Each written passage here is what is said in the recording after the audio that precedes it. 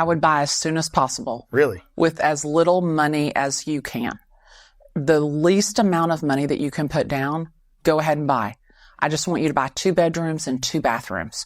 That's the only thing I say, because I want you to be able to rent that out when you want to, whether it's when you're living in it or if you turn it into an investment property.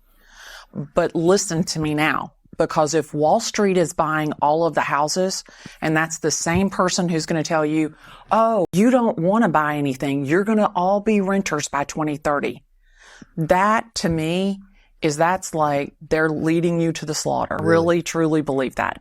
In Atlanta, over 60% of the homes that are 0 to 500,000. So keep this in mind. The houses that the teacher buys, the houses that the police officer buys, the houses that the veteran buys, those houses are being gobbled up by Wall Street. Really? Yes. Over 60% of 0 to 500,000 in Atlanta, Georgia is purchased by an institutionalized buyer. Wow. So is that similar to around the whole country, or is it just in the Atlanta? Sun Belt is where it is really, really, really popular. But anywhere that there is a working class, we're in LA. You're not buying 0 to 500,000 in LA unless it's some hut on the side of the 405. Right. But in Atlanta, Georgia, you can buy 3 bedrooms, 2.5 bathrooms all day, every day for $300,000, $400,000, $500,000.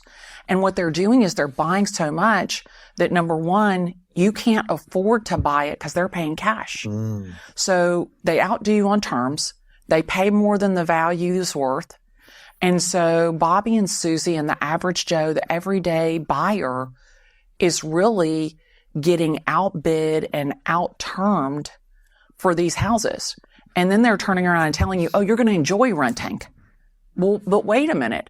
Who determines market rent? The landlord. And if they own everything, then they're keeping you as the hamster on the wheel inevitably.